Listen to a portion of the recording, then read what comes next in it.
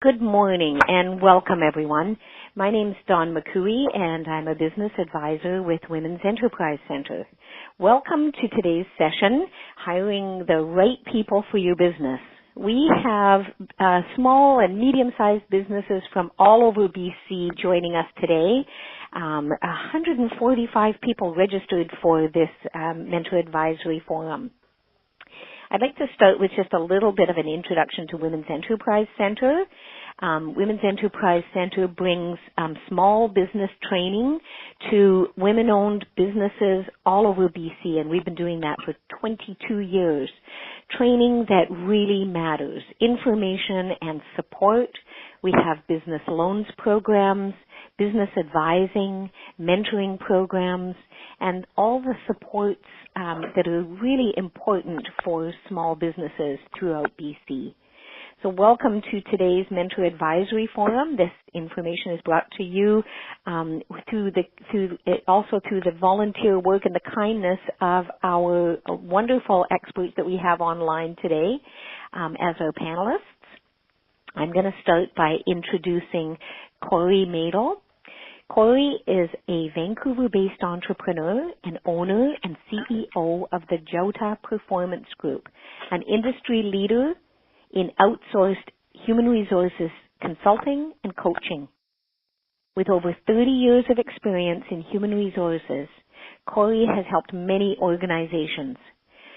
Corey's strengths lie in translating the often overwhelming subject of human resources into practical and realistic tools for any organization and to implement, and by providing strategies and infrastructure to help businesses become more effective, more productive, and profitable.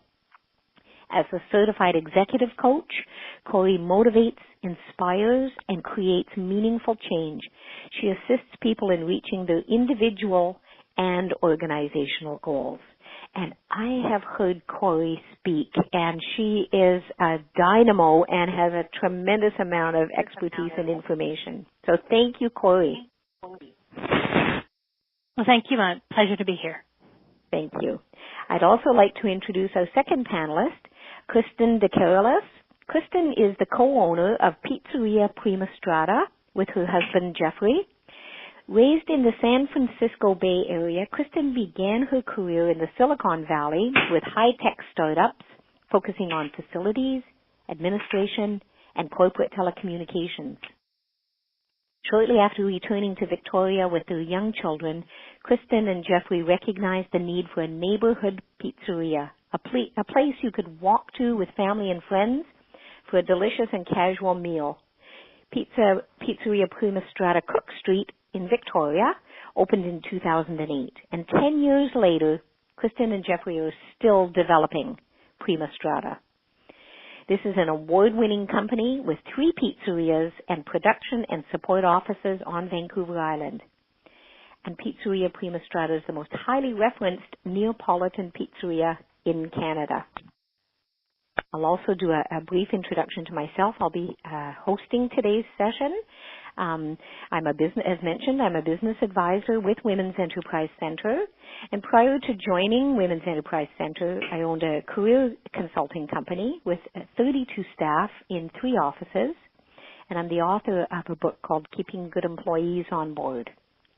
So we have for you today some on the ground, even in the trenches from all 3 of us, expertise and experience and some tips that we want to share with you regarding hiring the right people for your business, and maybe even touching on how to keep them there. So, why is this important? Well, what we know is that you cannot grow your business if you're not delegating. If you don't have the staff to delegate to, you cannot grow your business. And so there is a cost, and we'll talk about this a little bit more, but there's a cost of not getting the right people on board. And some studies show, and Corey, you'll be able to back me on this or give me some more current numbers, but anywhere from 16 to 20% of an annual salary can be the cost of replacing employees. So if you've got high turnover, you've got a financial problem in your business, not just an HR problem. Does that make some sense to you, Corey? Yeah, the 16 to 20% is a fluid number.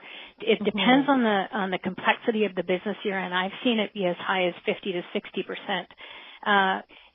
And I think the most important message is that it's costly. Period. If you bring in the wrong person, it's going to be costly to let them go.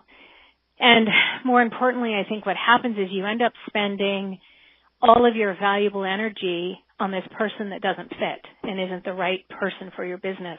And all of a sudden, all of your energy gets spent there instead of where it ideally is spent or should be spent, which is on your business. Exactly.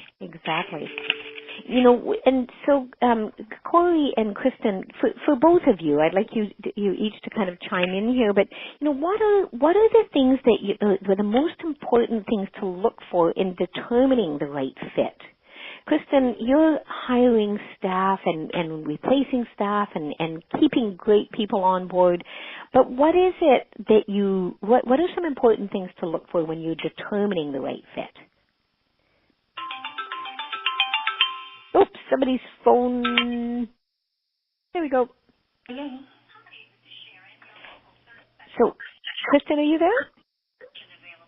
She might not be. Corey, can I get you to jump in on that one? Yeah, you bet. So I've been in business for 11 years. I spent a lot of time in corporate Canada and kept telling everybody that if they just listened to me, things would be better. And so I decided I'd go out and start my own business, and I would walk my talk, if you will. So I've been in business for 11 years, and one of the things that I used to think at first was that the whole notion of behavioral values was a bunch of gobbledygook HR.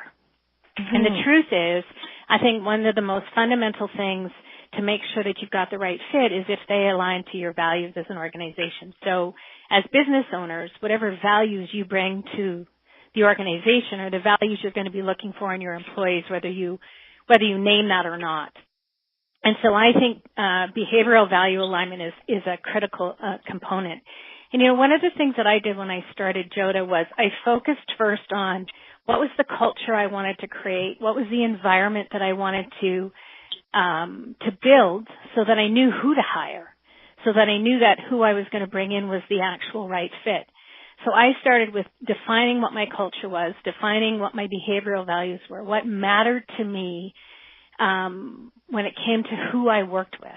I wanted philosophically aligned people who had different ideas, but we were philosophically aligned. And so for me, it was critical that in the interview process, one of the things I was looking for is, are we philosophically aligned? Are our values aligned? Because if they're not, I can tell you what I've learned over time is if you're having a problem with an employee, there is a high, I think almost 100% probability that it's because they're not in alignment with the values that you seek as important to be successful. And if they're doing really well, it's because they are in alignment with what you believe is important. So to me, it's that whole notion of you have to define it first to see if they align. And then also understanding their connection to what you do and why you do it. Well, somebody's phone is... can you hit *6 on your phone? We've got a participant that maybe hasn't hit *6. If you have not muted, please do hit *6 on your phone. My apologies, Corey. No worries. Okay. So also understanding their connection to who you are and what you do. Because sometimes people, and it's going to be different depending on the industry you're in. For me, as an example at JOTA, it was important that I found people that were committed to the industry or to the profession of human resources. If they were just kind of dabbling and not sure if that's what they wanted to do, I knew that they weren't going to be who I was looking for in the long term. And so it's understanding their connection. Are they connected to who you are and what you do? And thinking about fit, the other piece around that is who do you involve in the interview process to make sure they fit? Are they going to be part of a team? Then involving the team in the interview process. Because who's going to know better whether someone's going to fit or not than the people that they're going to work the closest with? Exactly. Do you know one thing I tried one time? Not one time actually. It was part of a whole year process. Is if we were onboarding a new employee, in not even onboarding, but in the interview process, is each staff in that particular office was able to ask one question that was important to them of their potential candidates. So the interviewee was invited to go around, to the various staff, and then each of those staff would ask them a question. And it provided that input from, as you've said, Corey, those key employees. Who knows better who's going to fit than the people that are already there that are fitting? Yeah, and the other thing I want to add to this is I just think that every organization has to figure out what works for them. And that a best practice, just because one organization does it a certain way, doesn't mean it's going to work for you. Exactly. There's lots of ways to set up the way that you recruit. One of the things that we do when we look for fit as well is we do what's called an inbox exercise. And an inbox exercise is intended to replicate a life in a day.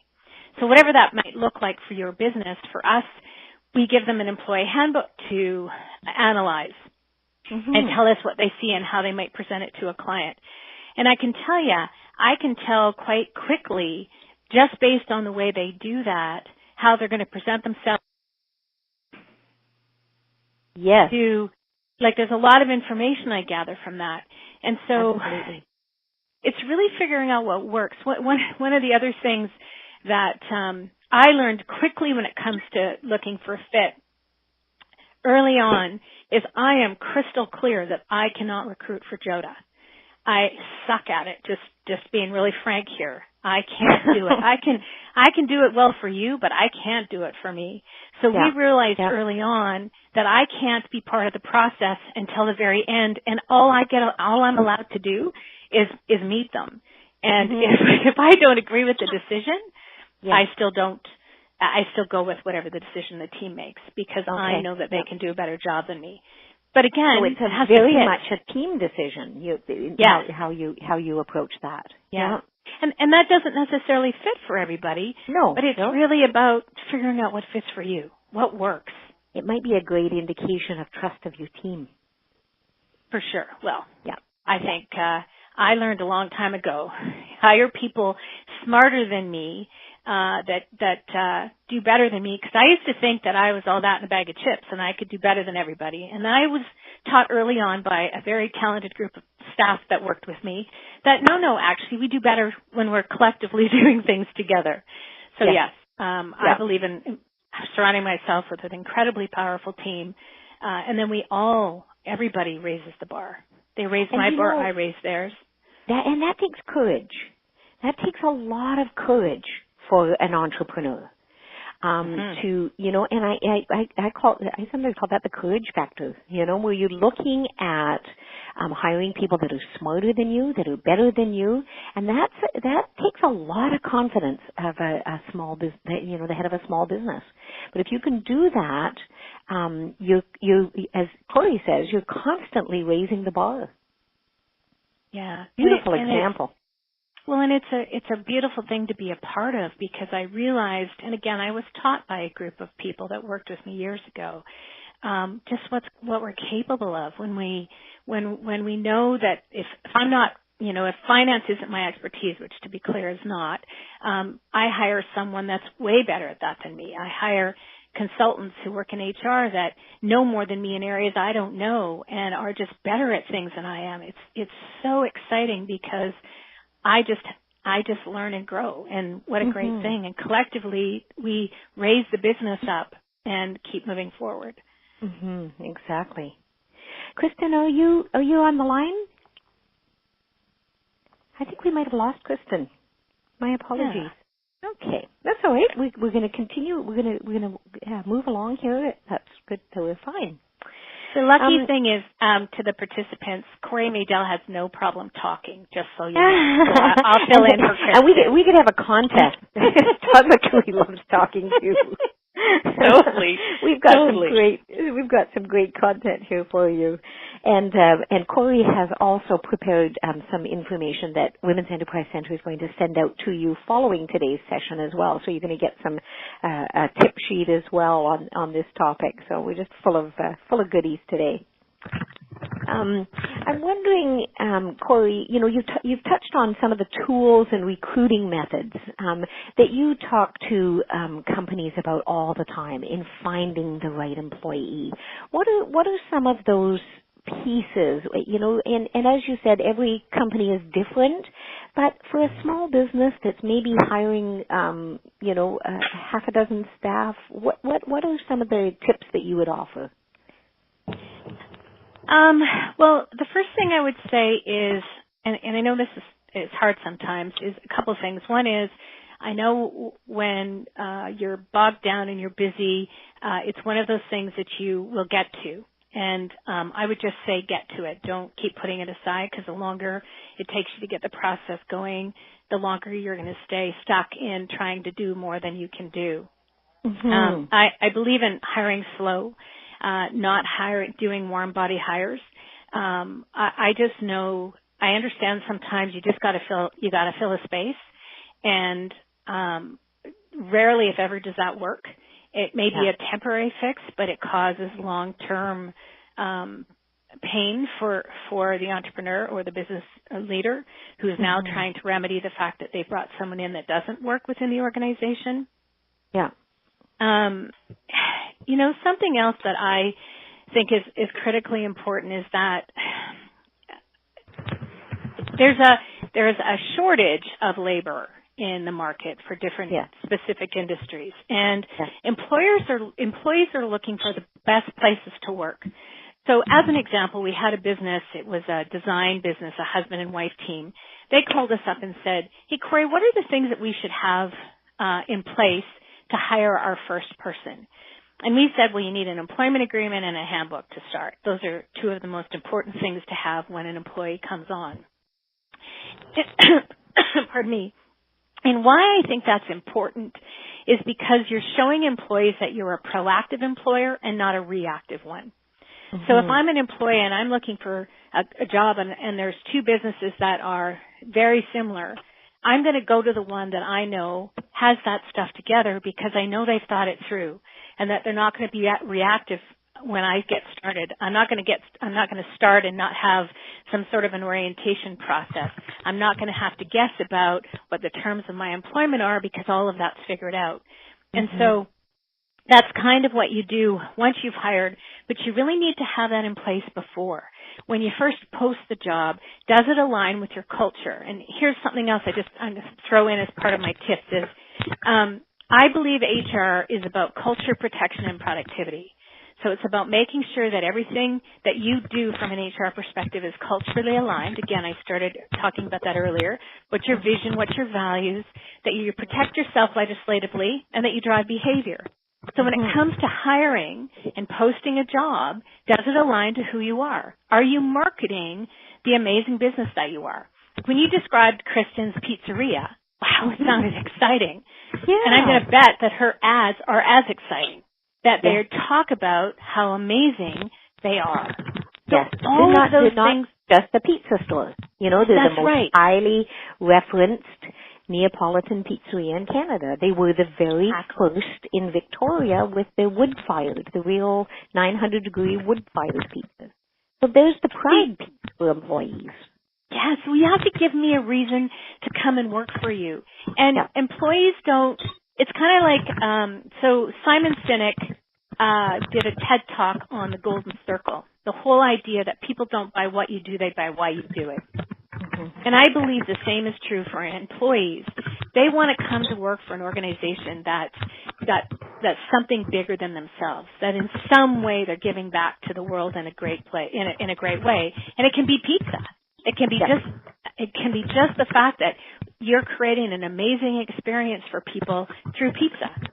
Yes. And so I'm gonna break in for 1 minute because I think somebody's got their phone off of mute. So *6 if you have not already done that. Somebody's typing away madly, taking some great notes, but the whole of British Columbia can hear you typing. Please, if you've already done it, just leave your phone as it is. But if you have not hit *6, please do that now. Thank you.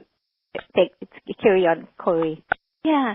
So, I think it's so critically important to have your stuff in place and then go recruiting. And so again, it's kind of like dating. This is the dating part, and then when they get hired, it's like they're married. That all needs to be aligned. They need to know that who's posting those jobs and how I go through the interview process. All of that needs to be aligned to who you are and what you want to create. And again, employees, more than ever, I think employees have always wanted this. They're just asking for it now. They want to know how what they do, no matter the industry or business you're in, how it's going to make the world a better place. Yeah. So what is that? And make sure that's in there. And make sure that you're talking about the amazing employer that you are. An economist whose name escapes me at this moment, but it reminds me of the story of an economist. She was in Kelowna actually doing a presentation, and she said the successful businesses of the future are the ones who are great bosses. You bet. It's that important. It's that important. Yeah. And in order to be a great boss, for those entrepreneurs in the house here, is you just have to get really clear about the kind of employer you want to be and do it consistently. And I can tell you that when I started Joda, I didn't pay the highest pay because I couldn't. I didn't have the fanciest things, and consultants could go and work for big alphabet houses and make more money. But they came to work with me because of the kind of work we did, the kind of organization we were, and the kind of business that I wanted to build. And they came to work with the passion and the difference that we were going to make. And then I have done that consistently. I have never deviated. I have never deviated once from what I believed from the beginning. And so each one of you has that. Make sure you identify it and follow it consistently because it's your business. And that's I think one of the best parts about owning your own business is you get to do it your way. So connect into that, make employees understand, make sure they understand what truly matters to you. Can I give you just a really quick example of this? Yes, please. I'd love an example. Okay, it may sound like I'm going around recruiting, but it's all about setting yourself up for recruiting. So I was working with a roofing company, and the roofing company, they were having trouble recruiting employees, and, they were just having some retention issues. So I went and talked to them, and I was trying to figure out, do you have behavioral values, that kind of stuff. And in talking to him, I found out that the reason he started his business years ago was because when he was a kid, there was some sort of catastrophic event that happened, and the roof of their house was caved in, and they were homeless for months. And he swore that when he got old enough, he would start his own roofing company. And so as soon as I heard that story, I said, do your employees know that story? He said, no. So what we did is we took that story, and the whole notion of the why for him was about we care. And we built all of our HR practices around that, including recruiting, to say, if you come to work for me as a roofing company, here's what you can expect. We are going to take care of our clients, and here's why.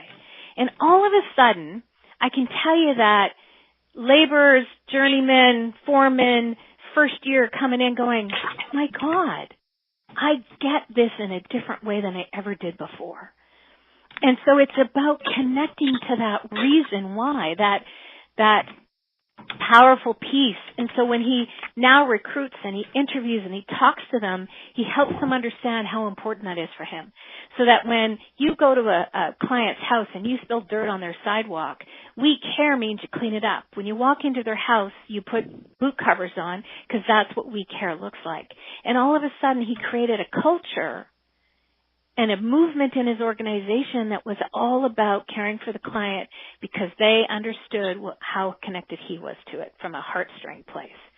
And it was amazingly transformational and That's simple. a great example. It's such a great example. And you think, a roofing company is a roofing company. Those of you that are on the line say, well, I'm just a cafe, or, my business is just, selling widgets. The story that Corey's talking about, is the why. And actually we'll send as well after this session today, we'll send you the link to Simon Sinek that Corey mentioned. And you can take a look at his YouTube. We've got a few of them, but the story of the why. Yeah, he's a very powerful speaker, and I've kind of adapted that from an HR perspective, and say to entrepreneurs, get clear on your why. I use the how as the behavioral values, and then what you do is, he's a roofer, but they care, and the values that they have to bring to the table to do the caring are clearly identified, and everybody understands what those are. You do that, and all of a sudden now, any recruiting you do, you align your questions to it, you align your posts to it, your handbook, and any practices internally is all about driving that. And all of a sudden, you're not only recruiting, you're retaining, because they're attached to something bigger than themselves. And I can tell you, as an entrepreneur myself who has been cultivating my culture for 11 years, I never lose sight of it. I never drop that ball, and it's work. Yes. Yeah. Someone once said the most stressful job in the entire world is, and then you fill in the blank, and people would say, well, it must be an airplane pilot, or it must be a police officer, maybe it's being a mother, maybe it's like, what is the most stressful job in the world? Is the one where you have to park your values at the door to go to work. That's the most stressful job in the world. So if your employees don't have this alignment, as Corey's described, if you don't know where that alignment, or how to find it, or how to fit for it, that really is becomes job one at the beginning, having that in place and then recruiting. It's such a critical piece, and honestly, I thought it was gobbledygook. I really did. And then when I started Joda and started working with businesses around this, I went, gosh, it's the one anchor. The other thing that it does is it gives you permission to have open dialogue at any time with your employees. Because if your values are defined, if they're in alignment with you, you can speak to that any time, all the time. And if they're not in alignment, you can do the same. Because you can say, hey, let's have a value conversation. One of our values is this. One of our values at Joda is, we call it amazing, and the value is not to give yourself an excuse to do less than your best. And that doesn't mean you're perfect. It just means that you never give yourself an excuse. And I can tell you in a moment, at any time when one of my team is doing that, and I quickly have a conversation to say, hey, that's not how we play here. That doesn't mean you're perfect. It just means don't give yourself an excuse. Yeah. Do your best job, whatever that means. Yeah. Beautiful example. I think somebody is unloading the dishwasher now. I'm sorry, folks. Please, participants on the call, could you please hit *6 on your phone? *6 on your phone. We're all listening to you all over BC. Thank you, everyone. Thanks. So, if we look at, I put a question here about overcompensated. What things to avoid in interviews. You're a small business, and you've got your systems in place. You have a clear idea of your culture and what it is that you're looking for in a values fit. Have you ever, or Corey, have you got an example that you could share with us where somebody might have overcompensated in hiring the opposite of an employee who just left? Well, sadly, the example is me, just to be clear. Yeah. One of the roles that I found the most challenging was the person who was going to be, you might call them an office manager. At Joda, they were going to answer the phones. They were going to be sort of the office manager. They would work on IT, administration, that kind of stuff, do a little bit of administrative assistant work. Yeah. And so what I did early on in Joda was I hired the first person for that role, and they didn't work out, so I changed the role. Right. And then I hired another person, and that person didn't work out, so I changed the role again. And what I kept doing was I thought I was clear on what I needed, and what I was doing was the truth of the matter is what I was doing was instead of getting I knew exactly what I needed. Mm-hmm. But every time that role shifted, I thought, well, if I do this, the team will be more supported than I am, and the more supported they are, the better I will be. Mm-hmm. As soon as I got really clear that I was going to hire what I knew I needed, I then hired the right person, and the team was better supported because I was. Right. But I kept swinging because I thought, oh, it's the role that's wrong. It's not the person.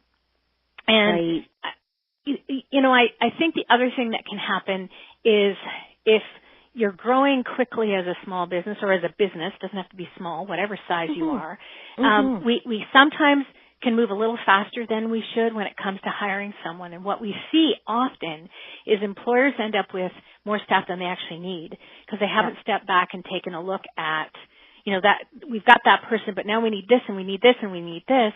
You also have to step back and take a look overall, go back up to 30,000 feet and say, is it now time to reorganize the structure and do we have to have different roles now than we did before? So sometimes the wrong person comes in again because we haven't actually readjusted the job that maybe we should have when the first one was. So don't swing like I did. I hope no one's done that because, it's painful. My goodness, it's painful. Just so you know. Oh, I'm just thinking of that. I was in a retail store one time, and there was a big sign, "We're hiring." It was a linen store, and they had a big sign on their counter by we're looking for someone who's friendly and customer oriented. And then in big giant letters, it said, "and must be able to climb ladders." And I thought, oh my gosh, I guess the last employee that they just let go wasn't able to. So you start looking for the ladder climber, and it becomes the biggest focus instead of the customer orientation and the admin skills or whatever else was needed. But that one struck me as quite funny. Must be able to climb ladders. Dawn, so I think that's knowing what you're looking example. for.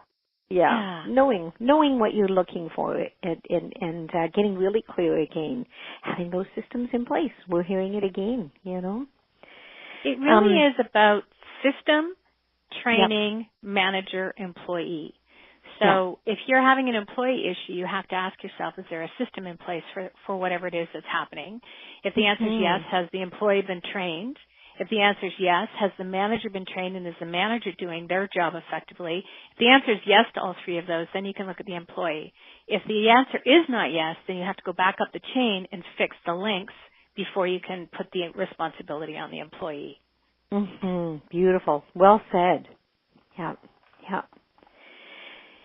We've got a few minutes before we move into questions and answers, but just touching base on the keeping. I said we might just touch on it briefly in measuring employee satisfaction, for example. You get these people on board, and now what do you do? If it's about fit and you've got the right fit, what's important to employees? Like some small businesses and medium-sized businesses are saying, I don't know why they're leaving. Like, how do I even know? How do you measure employee satisfaction? What are you looking for? I think I just never believe that there's one answer that fits all. So no. I'll just give you some thoughts. I pay attention to engagement. So are they as engaged as they have been? Are they collaborative? Are they pulling back? Are they absent more? Are they here more? Are they still as active? Like if you're rallying a culture and you've got a group of people that are, fully engaged, you're going to know when they're engaged and you're going to know when they're pulling back. Yes. And we have a duty as employers to inquire. We have a duty to find out why there is an engagement. And because what really, and I don't know if this is the right language, but it kind of breaks my heart when what happens is an employee goes they've been having challenges. No one's talked to them about it. And then they go and quit, and the employer goes, oh, is something wrong? And the employer goes, well, yeah, there's this, and this. And it's too late for the employer to keep that good employee. Right. And so I think it's about first paying attention. It's about nurturing the culture that you have, the one that you're creating and cultivating. I can tell you that I work tirelessly at making sure that the culture that we've created stays alive, and whatever that looks like for you. And I think it's different for everybody. Yeah. But it's about, if you were to ask employees why they stayed, compensation would be usually 4 to 6 on the list. Yeah. There's kind of an 80-20 rule. If I believe I'm being treated fairly and consistently when it comes to compensation, I'll think about it about 20% of the time. If I don't feel like I'm being treated fairly and consistently, I'll think about it about 80%. So you want to make sure your practices are consistent. The reason people stay above that is connection to the people that they work with, the ability to grow and learn, the ability to be a part of something bigger than themselves. And so, when I ask my team what they think, I really want to know what they think. Yeah. It is about being courageous and involving them in a way that maybe isn't comfortable for you. I don't know. But the sooner you can relinquish control and allow them to help you, oh my gosh, it is amazing what employees will do when they're part of something bigger than themselves. And Chloe, you said something really important in all of that too. You talked about communication. Like, first of all, you mentioned how employees were leaving and the employer is saying, what was there a problem? So you talked about the communication, but you also said when I ask employees why they stay. And that, sometimes, in a formalized structure, you might call them stay interviews, but they could just be as informal as a conversation. Why do you stay here? Why do you come to work every day? What gets you out of bed? And that gives employees that opportunity to share what it is that's really important to them. And that is potent knowledge for an employer to know. You'll be surprised. You will be surprised when you're asking employees why they stay. It's a great conversation opener. Thank you for touching on that. Well, and I just want to add to that, it doesn't have to be a big formal process. No, it just has to be that you know what's going on. Yeah. That you know what everybody's doing. There was a quick story. I was speaking at a conference. And I had gone to, it was a glazing industry, and I went to the university or the school where the apprentices were going, and I said to them, talk to me about your employers, because I was going to go talk about the 20 reasons people stay. I wanted to know if I was right in what I was talking about. Yeah. And 2 of the guys said to me, we've worked for our employer for 5 years. Not once have the owners come and said hi to us. They don't know what our names are. They don't know who we are, and we've been here 5 years. When I got in front of the conference and I told that story, the 2 owners came up to me and said, oh my goodness, that's me. Yeah. Employees want to know that they belong and that they're part of your cultural family, whatever that means for you. Again, every culture is different. But make me feel like I'm a part of something and that I can really contribute. And it doesn't matter the industry. It's how passionate you are about what you do and how you do it. You want people, you said, Dawn, earlier that it's about the leadership. I know that I have a committed, dedicated team because I follow them and they follow me, and we do it together, side by side. Yes, and I think you subscribe to the thinking of, I'm going to share with you ladies and gentlemen in the background, we're hearing all of your conversation. Please hit *6 on your phone. Thank you. A woman who runs a small cafe, and she talks about that an employer has 2 attitudes that they can choose. And the first is, I am lucky to have these employees. Without these staff, my business wouldn't exist. And another choice is, these employees are lucky to have a job. And they better darn well do, as I say. And she says she subscribes to that first way of thinking, And that way of approaching her staff, it's part of her culture. You know, if they're ready to take on new challenges, she gives them those opportunities to succeed in those, whatever those challenges are. And we've got our background noise back again. I'm so sorry, folks. Ladies and gentlemen, please mute your phone. *6. We're listening to your private conversation. *6 on your *6 on your phone, please. Thank you. The one thing that I want to, if I were to just sort of, I got some tips I want to leave, but one thing that's coming to mind just based on what we've been talking about is the importance of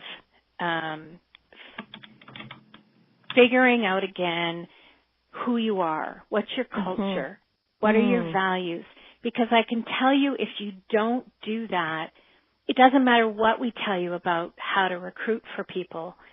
You're not going to recruit the right ones, and you're going to be being reactive instead of proactive. And I can tell you from having worked with hundreds of organizations over the last 11 years, and of course my own, walking my talk, that has been the most important foundational piece I ever did, and I can't stress enough how important it is. So I just leave you with that piece of information as part of this process. Well, it's a key tip. It's and it's threaded through so many of your examples and just your stories as well, Corey, to be able to really make sure that being proactive is and understanding that your culture is. You said something at a conference one time about, what did you say? Culture eats strategy. Eat strategy for breakfast.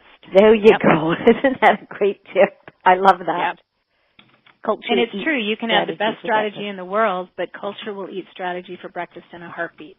If you've got the wrong culture, you're not cultivating it.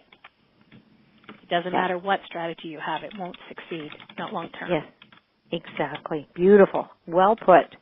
We do have a few minutes for questions. If you do have a question. Could I give one more thing? Could I just say one more thing? Absolutely. See, I told you guys that I could talk a lot. So there was one tip, two tips that I just wanted to leave you with before we go to the questions, and that is, one of the things that we instituted at JOTA a long time ago it's called the Friday rule. And what that means is, no matter where we are in a recruiting process looking for someone, that on Friday we call them and we tell them where we are in the process. So if we don't know, we tell them we don't know. If it's no, we tell them no. We don't wait for that. But we never let candidates that we've met with go into the weekend not sure.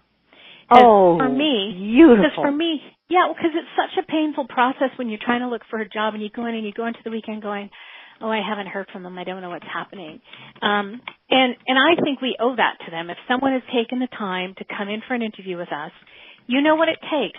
They get dressed up, they do their nails, they get their hair done. Well, maybe the boys don't, but, maybe they do. Well, whatever.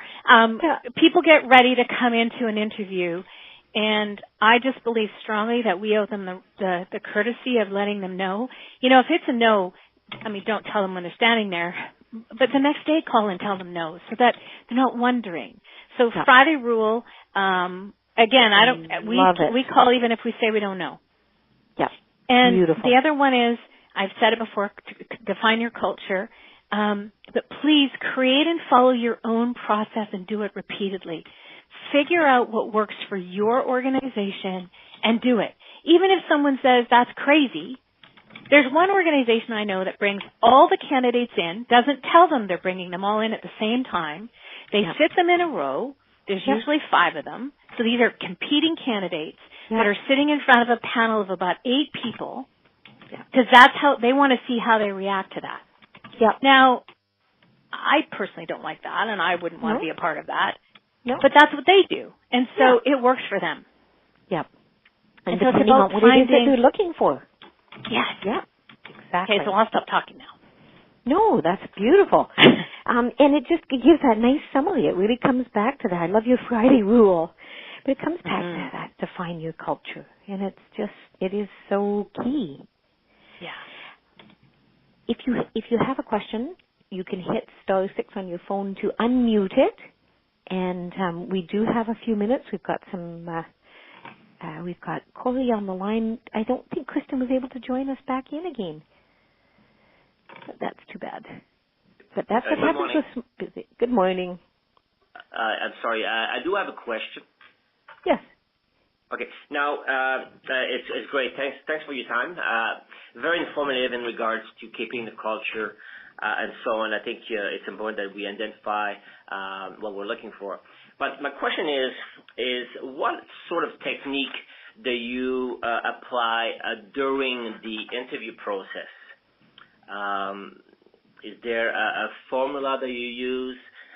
Is there a behavior interview technique that you apply? I know that the STAR approach has been famous for a number of years. Is there anything that you stick to, or you have a format that you follow, and the key indicators to give you a sense that this person you're interviewing is the right fit? Do you want me to start? Yes, okay, please. So I'm gonna go kind of high level for a minute, and then I'll talk specifically. So there's a couple of things that I have done consistently for 30 years, and that is I start with telling them what I'm about to do. First of all, and this may sound obvious, but I can tell you it's not. First, I make sure that wherever I'm having the interview, it's a clean, good space, meaning it's an office or a boardroom where there's no phone distractions. I'm not going to be distracted by my email. No one's going to walk in. That it's a quiet place that I can give my undivided attention to the person that I'm interviewing. I then tell them what I'm about to do and what they can expect.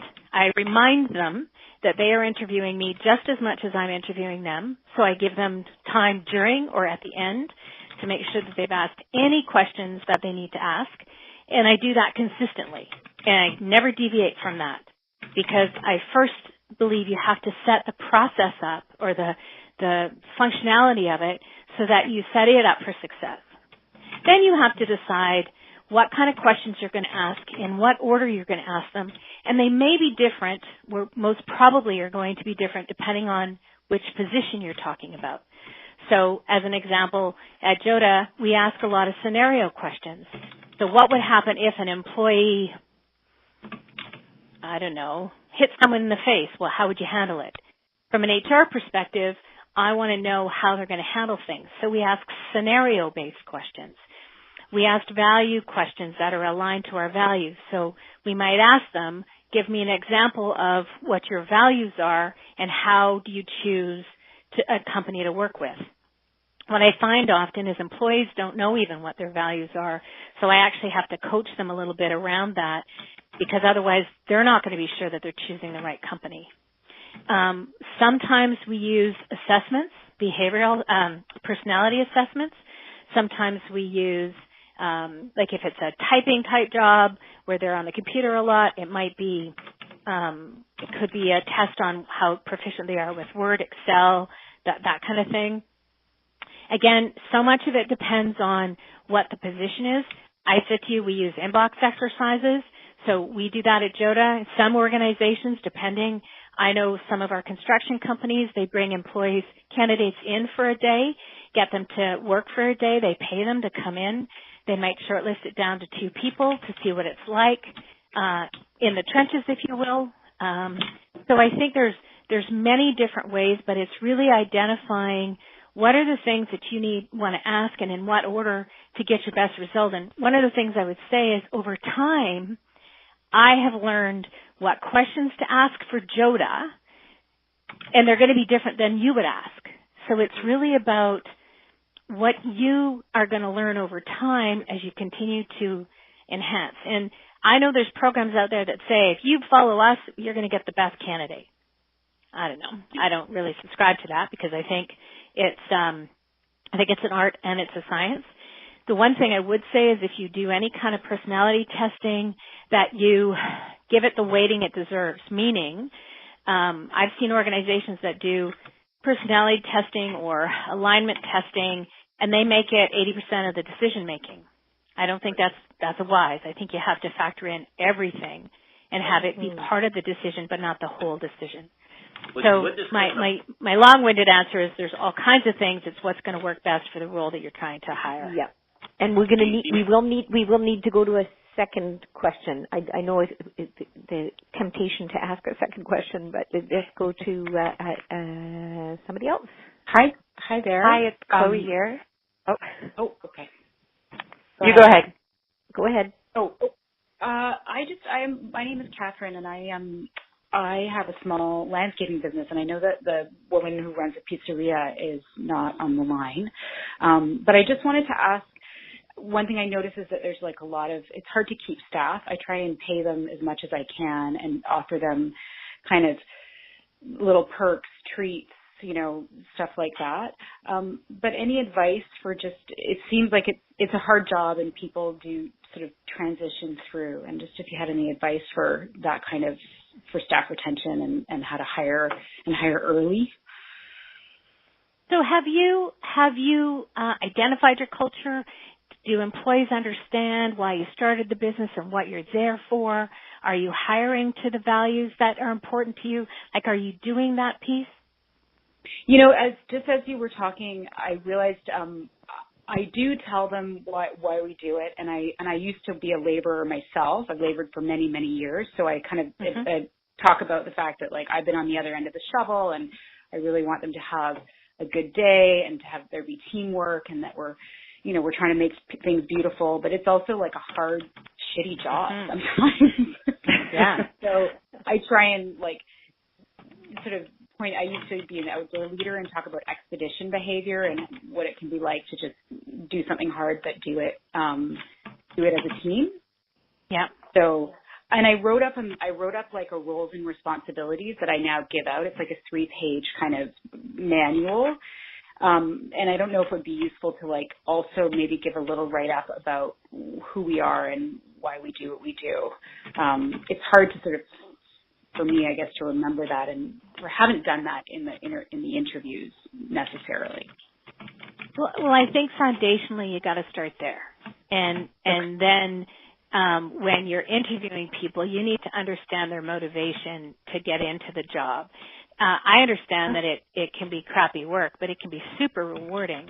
It is amazing what landscapers can create. And so I'd want to be looking for people that want to be a part of creating something great. And sometimes it's crappy. It doesn't matter what role we're in. Sometimes it's crappy. I hate filing. It's not as hard work as being a landscaper. But we recently just bought a new property, and we've got a lot of landscaping. I didn't know how much work it was, but man, it's rewarding when you see the work that you do and what happens, how it comes to life and how beautiful it can be. Like, that's about impacting people's lives. Mm-hmm. And so I think you need to connect back to the whole core of why. And if you give me a job description, all that's saying to me is just saying, well, here's my job. You're not telling me how I'm attached to something bigger. How do you give back to the environment? What do you do, and how does it impact the world in a greater way? And it can be as a landscaper or a pizzeria. It doesn't matter what it is, but you got to start there. And I can't stress that enough. Like, really, you got to start there, and then have all your stuff attached to it. And so when you're doing little perks and stuff, I don't know what your perks are that you're doing, but make sure that they're aligned to the employee, not to you, but to them. Like, don't give a gift card for $25. I'm not saying you are. I'm just giving a general. Make sure that it's something specific that is about them, that's meaningful for them. Sure. It's not easy. This retention stuff isn't easy. It's a lot of work. Yeah. And I guess getting some feedback from them about what are the things that mean the most to them might be another way to figure out what they need. Because I try and predict what I wanted, like cold drinks and a treat, Yeah, sure. Extra.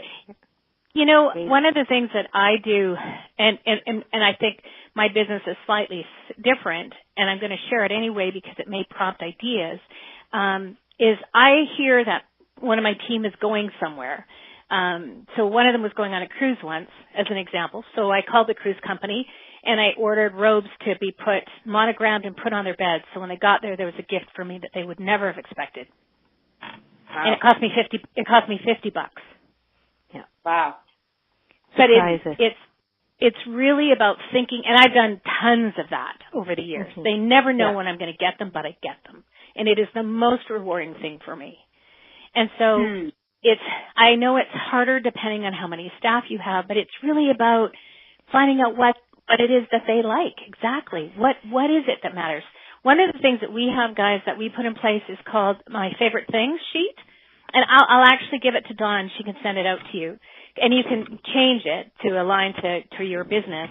But we ask a whole bunch of questions about what they like so that when I want to treat them, I know that they like red flowers, not yellow ones. I know that they like milk chocolate, not dark chocolate. I know that they like these books or these movies, so that I am rewarding them with something I know matters to them. It's small stuff that matters the most. Totally. Beautiful. That's a great idea. Such a good example. Women's Enterprise Center actually has all of the employees. We have a list of, what's your favorite chocolate bar, what's your favorite, and it is those tiny little things that are so powerful. Yeah. Beautiful. Thank you, Corey. If you'll send that to me, and then we can include it. And folks, we have run out of time, but Corey is sending us some great information, so you will be able to connect with her following this. If your company is looking for some HR support and help, she's just a wealth of information and a lot of fun, because I've met Corey and she's an amazing presenter, and she's just very kind to have volunteered for us today to bring you all this information. And you know what? I've made a lot of mistakes in the last 11 years. And if I can help you not make as many as me, that makes me happy. Just beautiful. saying. Beautiful. And to all of you for joining us for this Women's Enterprise Center Mentor Advisory Forum, thank you so much. I'd like to invite you to stay in touch. You can join our e-news.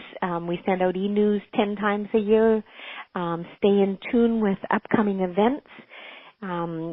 Thank you for joining us today, and please do stay tuned for some additional information that will be coming your way.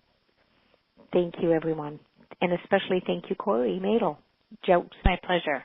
Joda Performance Group in Vancouver.